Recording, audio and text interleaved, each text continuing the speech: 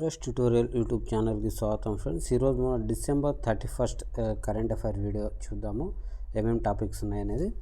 So first topic చూస్తుంటే మనకి ఇక్కడ పిఎస్ఎల్వి C60కి సంబంధించి ప్రయోగం గురించి ఇవ్వడం జరిగింది. శ్రీహరికోటలోని మొదటి లాంచ్ ప్యాడ్ నుంచి polar satellite launch vehicle C60 వాహననౌక ద్వారా ఇస్రో చేపట్టిన స్పేస్ డాకింగ్ ఎక్స్పెరిమెంట్ ప్రయోగం విజయవంతమైంది. దీంట్లో ఒకటి చేజర్, 2 టార్గెట్ అనే 2 చిన్న ఉపగ్రహాలను వాహక నౌక నిర్దిష్ట భూ దిగువ కక్షలోకి ప్రవేశపెట్టింది. సో ఒక్కొక్క ఉపగ్రహం బరువు 220 కేజీల బరువు ఉంది.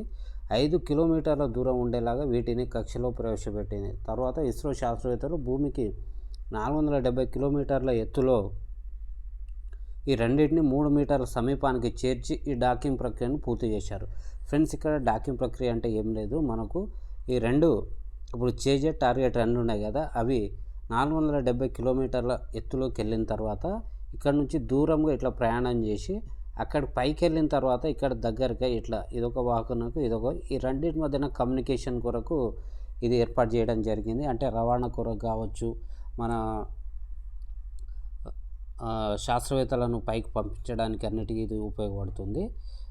అయితే ఈ ప్రయోగం చాలా భవిష్యత్తుకి చాలా కీలకం, ఎందుకంటే ఇస్రో చేపట్టబోతున్న భవిష్యత్ ప్రయోగాలకు దీని సామర్థ్యం అనేది అవసరం. చంద్రుడిపైకి వ్యోమగాములు పంపడానికి, చంద్రుడి భూ ఉపరితలం నుంచి మట్టి నమూనాలను భూమిపైకి తీసుకురావడానికి ఈ డాకింగ్ వ్యవస్థ అనేది అవసరం. సో భారత్ లక్ష్యంగా పెట్టుకున్న భారత అంతరిక్ష కేంద్రం ఏర్పాటు, అంతరిక్షానికి భారత్ నుంచి మొదటి వ్యోమగామిని పంపడానికి చేపట్టనున్న గగన్యాన్ ప్రయోగానికి కూడా ఈ వ్యవస్థ అవసరం. స్పేస్ డెక్స్ ప్రయోగం విజయవంతమైతే అంతరిక్ష ప్రయోగాల్లో డాకింగ్ సామర్థ్యం ఉన్న 4వ దేశంగా భారత్ అవతరించనుంది. ఇప్పటికే అమెరికా, రష్యా, చైనాలకు ఈ వ్యవస్థ ఉంది. సో భారతదేశం ప్రపంచంలోనే చాలా అత్యున్నతంగా డెవలప్ అవుతుంది, సైన్స్ కావచ్చు, ఎకానమీ రంగాల్లో. సో ఫ్రెండ్స్, ఈ వీడియోని చివరి వరకు చూడండి. వీడియో నచ్చితే లైక్ చేయండి, అదేవిధంగా ఈ వీడియోని అవసరం ఉన్న వారు మన ఫ్రెండ్స్కి కూడా షేర్ చేయండి. సో మనకు 20-25 ఇయర్స్లో మన ఒక జాబ్ కొట్టడానికి మనం ఏం చేయాలి, కరెంట్ అఫైర్స్ ఎంత ప్రాధాన్యత సంతరించుకుందో అదంతా మనకు తెలిసిందే. కాబట్టి కరెంట్ అఫైర్స్ సంబంధించి మనం సపరేట్గా యూట్యూబ్ సిరీస్ తీసుకొస్తున్నాం. ఇందులో ఎలాంటి పేమెంట్ అనేది ఏమి ఉండదు, ఫ్రీగా యూట్యూబ్లో అప్లోడ్ చేస్తాము. ప్రతి కరెంట్ అఫైర్ వీడియోకి దాని PDF కూడా కింద డిస్క్రిప్షన్లో ఇస్తాము. సో నెక్స్ట్ టాపిక్ చూసుకుంటే 2024 ఫీడే వరల్డ్ ర్యాపిడ్ ఛాంపియన్షిప్ విజేతగా కోనేరు హంపి. న్యూయార్క్ వాల్ స్ట్రీట్లో జరిగిన ఫీడే వరల్డ్ ఛాంపియన్షిప్ 24లో బ్రిడ్జ్ చెస్ ఛాంపియన్షిప్ మహిళల విభాగంలో భారత్ స్టార్ చెస్ క్రీడాకారిణి Koneru Humpy world rapid championship విజేతగా నిలిచారు. సో పేరు చాలామందికి సుపరిచితమే కదా ఫ్రెండ్స్, ఎప్పటి నుంచో. సో ఆమె గెలుపొందడం జరిగింది. 2019లో తొలిసారిగా హంపి సాధించిన టైటిల్ ఇది, 2వ ప్రపంచ ర్యాపిడ్ టైటిల్. దీంతో వరల్డ్ ర్యాపిడ్ చెస్ ఛాంపియన్షిప్ను 1 కంటే ఎక్కువసార్లు గెలిచిన క్రీడాకారులు చైనా క్రీడాకారిణి జూ వెంజిన్ తర్వాత స్థానంలో హంపి నిలిచింది. వరల్డ్ ర్యాపిడ్ చెస్ ఛాంపియన్షిప్లో 2018లో కాంస్యం, 2023లో రజతం సాధించారు. 2003లో అర్జున అవార్డు, 2007లో పద్మశ్రీ అవార్డు కూడా హంపి అందుకున్నారు. 2020 సంవత్సరానికి గాను ఈమెను BBC Indian sports woman of the ఇయర్గా గుర్తించడం జరిగింది. అండర్ 10, 12, 14 వరల్డ్ యూత్ ఛాంపియన్షిప్లోనూ ఆమె గెలుపొందడంతో ఆమెను ఉమెన్ గ్రాండ్ మాస్టర్ అయ్యారు. వరల్డ్ ర్యాపిడ్ ఛాంపియన్షిప్స్లో 4 సార్లు టాప్ 3లో నిలిచిన గ్రాండ్ మాస్టర్ ఘనత ఈమె సొంతం. ఇటీవల దొమ్మరాజు గూకేష్ ఫిడే ప్రపంచ ఛాంపియన్షిప్గా చరిత్ర సృష్టించారు. సో ఫ్రెండ్స్, మనకేంటంటే కరెంట్ అఫైర్స్లో ఒక ఇష్యూ జరిగినప్పుడు ఆ కరెంట్ ఇష్యూని క్వశ్చన్లో ఎలాంటి టచ్ చేయకుండా దాని బ్యాక్గ్రౌండ్లోకి వెళ్ళి హిస్టరీలోకి వెళ్ళి క్వశ్చన్లు అడుగుతున్నారు. కాబట్టి మనం ప్రతి అంశాన్ని చాలా క్షుణ్ణంగా చూడాలి. అమెరికాలో విజృంభిస్తున్న noro virus. Centre for disease control and preventions ప్రకారం అమెరికాలో ఇటీవల కాలంలో నోరో వైరస్ కేసులు ఎక్కువగా నమోదవుతున్నాయి. స్టొమక్ ఫ్లూ లేదా స్టమక్ బగ్ అని కూడా పిలుస్తారు. స్టమక్ ఫ్లూ, స్టమక్ బగ్ ఇది ఇన్ఫ్లుయెంజా వైరస్ ద్వారా వచ్చే జ్వరం లాంటిది అని అమెరికా వ్యాధుల నియంత్రణ సంస్థ తెలిపింది. ఇది ఒకరి నుండి మరొకరికి ఎక్కువగా వ్యాపిస్తుంది. దీని యొక్క లక్షణాలు చూస్తే వాంతులు, విరేచనాలు, చలి జ్వరం, నీరసం, డిహైడ్రేషన్, పొట్ట ప్రేగులో తీవ్రమైన మంట అనేది ఉంటుంది. నోరో వైరస్ మొదటిసారిగా 1968లో అమెరికాలోని నార్వాక్లోని ఒక పాఠశాలలో వ్యాప్తి చెందింది. దీంట్లో మొత్తం 48 రకాలతో పాటు మొత్తం 10 గ్రూపులుగా ఉంది. నోరో వైరస్ ఎంతో సాధారణమైనది. ప్రపంచవ్యాప్తంగా ప్రతి సంవత్సరం సుమారు 685 మిలియన్ కేసులు నమోదవుతున్నాయని చెప్పేసి శాస్త్రవేత్తలు దీనికి సంబంధించిన అంచనా వేయడం జరిగింది.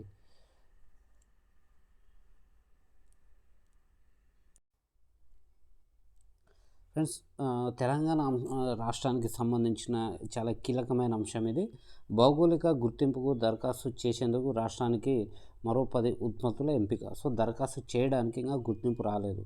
సో భౌగోళిక గుర్తింపు కోసం దరఖాస్తు చేసేందుకు రాష్ట్రానికి మరో 10 ఉత్పత్తులను ఎంపిక చేశారు. వీటిలో హైదరాబాద్ నుంచి ముత్యాలు, మెదక్ బాతిక్ పెయింటింగ్స్, నారాయణపేట ఆభరణాలు, Nalgonda Banjara needle craft tribal jewellery, కొండ లక్ష్మణ్ బాబూజీ హార్టికల్చర్ యూనివర్సిటీ, బాలానగర్ సీతాఫలం, నల్గొండ పిక్లింగ్ మెలన్ ద్రాక్ష, ఖమ్మం మిర్చి, ఆర్మూర్ నుంచి పసుపు ఈ జాబితాలో ఉన్నాయి. అయితే గతంలో controller general of patents, designs and trade మార్క్కి సంబంధించి వరంగల్ చపాటా మిర్చికి 2025లో గుర్తింపు లభించే అవకాశం ఉంది. తెలంగాణ నుంచి గుర్తింపు పొందిన ఉత్పత్తులు గతంలో Pochampally ikat, Karimnagar silver filigree, Nirmal toy and craft, Nirmal furniture, Nirmal painting, Gadwal చీరలు, హైదరాబాద్ హలీం, చేరియాల్ పెయింటింగ్, సిద్దిపేట గొల్లభావం చీరలు, నారాయణపేట చేనేత చీరలు, పోచంపల్లి ఇక్కత్, ఆదిలాబాద్ డోక్రా, వరంగల్ దర్రీస్ తేలియా రుమాలు, బంగినపల్లి మామిడి, తాండూరు కందులు, లక్క గాజులు ఇవి హైదరాబాద్లో. ఇవి గతంలో ఆల్రెడీ గుర్తింపు పొందాయి. ఇప్పుడు ఈ 10టికి మనం దరఖాస్తు చేసుకునే అవకాశం ఉంది. ఉత్పత్తుల చరిత్ర, వాటి భౌగోళిక మూలాలు, అంటే ఇది ఎవరు మంజూరు చేస్తారు, ఈ జిఐ ట్యాగ్ అనేది ఎవరు మంజూరు చేస్తారు అనేది, భౌగోళిక మూలాలు, ఖ్యాతి తదితర అంశాల ఆధారంగా కేంద్ర వాణిజ్య పరిశ్రమల మంత్రిత్వ శాఖ ఆధీనంలోని controller general of patent, design and trade marks విభాగం వారు ఈ గుర్తింపు మంజూరు చేస్తారు. ఇప్పటికీ దేశవ్యాప్తంగా 1408 ఉత్పత్తులకు జిఐ దరఖాస్తు చేయగా 658 ఉత్పత్తులకు అయితే ఈ గుర్తింపు లభించింది. సో దీనివల్ల ఈ ట్యాగ్ వలన ఉపయోగాలు ఏంటి అనేది కూడా మనం చూస్తే, ఒకసారి ఈ ఉత్పత్తికి జియోగ్రాఫికల్ ఇండికేషన్ ట్యాగ్ వస్తే దానికి ప్రత్యేకమైన విలువ ఉంటుంది. ఆ కళాకారులకు ప్రపంచవ్యాప్తంగా గుర్తింపు లభిస్తుంది. సో దీని ద్వారా అనేక ఉపయోగాలు, ఆర్థిక ప్రయోజనాలు, సామాజిక, మేధో సంపత్తిపరమైన, అదేవిధంగా నాణ్యతకు సంబంధించిన మనకు దీనివల్ల ఉపయోగాలు ఉంటాయి. సో ఫ్రెండ్స్, దీనికి సంబంధించి మనం గుర్తింపు లభించిన తర్వాత, అంటే మనం నెక్స్ట్ 2025 ఇయర్లో సో కరెంట్ అఫైర్స్ మీద మనం సపరేట్ సిరీస్ చూస్తున్నాం కాబట్టి అక్కడ మనం చాలా విషయాలను అయితే డిస్కస్ చేద్దాము. సో మరొక 3 అంశాలు. First, world audio visual entertainment summit ఫిబ్రవరి 5 నుంచి 9 వరకు జరగబోతుందని చెప్పి ప్రధానమంత్రి మోడీ గారు మన్ కీ బాత్ ఎపిసోడ్ 117లో ప్రకటించారు. ఇది వేవ్స్ సమ్మిట్ భారతదేశ సృజనాత్మక ప్రతిభకు ఒక ప్రపంచ వేదికగా నిలవనుంది. సో దీని యొక్క ముఖ్య ఉద్దేశం ఏంటంటే, భారత సృజనాత్మకత ప్రతిభను ప్రపంచానికి చాటి చెప్పడం, ఈ రంగంలో పెట్టుబడిదారులను భారత్కు తీసుకురావడం, వీడియో గేమింగ్ వినోద రంగానికి భారత్ను ఒక హబ్గా మార్చాలనే లక్ష్యంతో కేంద్ర ప్రభుత్వం ఈ సమ్మిట్ నిర్వహిస్తుంది. ఈ సదస్సు మొత్తం మీడియా, వినోద రంగాలకు అతిపెద్ద అనుసంధాన కార్యక్రమం అని చెప్పవచ్చు. ప్రపంచ ఆర్థిక దిగ్గజాలు సమావేశమయ్యే దావోస్ వంటి ప్రపంచ ఆర్థిక సదస్సుతో వేవ్ సమ్మిట్ను ప్రధానమంత్రి మోడీ గారు పోల్చారు. అమెరికాకు సంబంధించిన 39వ అధ్యక్షుడు జిమ్మీ కార్టర్ మృతి చెందారు. సో దీనికి సంబంధించి కూడా ఇక్కడ పీడిఎఫ్లో ఇచ్చాము. సౌరాహ 18వ ఎలిఫెంట్ ఫెస్టివల్ను నిర్వహిస్తుంది. సో ఇది మనకు ఆల్రెడీ డిసెంబర్ 30 అంటే నిన్న ముగిసింది. సౌరాహ చిత్వాన్ నేపాల్లో నెలకొని ఉన్న 18వ ఎలిఫెంట్ టూరిజం ఫెస్టివల్ స్థానిక అంతర్జాతీయ సందర్శనను ఆకట్టుకుంది. ప్రఖ్యాత చిత్వాన్ నేషనల్ పార్క్ సమీపంలోని బగ్మారా ఇంటర్మీడియట్ కమ్యూనిటీ ఫారెస్ట్లో దీన్ని హోస్ట్ చేశారు. ఈ 5 రోజుల పాటు ఈవెంట్ న్యూ ఇయర్ మరియు క్రిస్మస్ వేడుకలతో సమానంగా ఉంటుందంట ఆ ప్రాంతంలో. సో ఇది 30 నాడు ముగిసింది. వైవిధ్యమైన మరియు ప్రత్యేకమైన ఆకర్షణతో ఈ ప్రాంతం పర్యాటకానికి కీలకమైన ఒక చోదక శక్తిగా పనిచేస్తుంది. సో ఫ్రెండ్స్, ఈ వీడియో కింద మీకు నచ్చితే ఖచ్చితంగా లైక్ చేయండి. అదేవిధంగా మన ఛానల్ని సబ్స్క్రైబ్ చేసుకోవడం మాత్రం మర్చిపోవద్దు. So thank you very much. జై హింద్.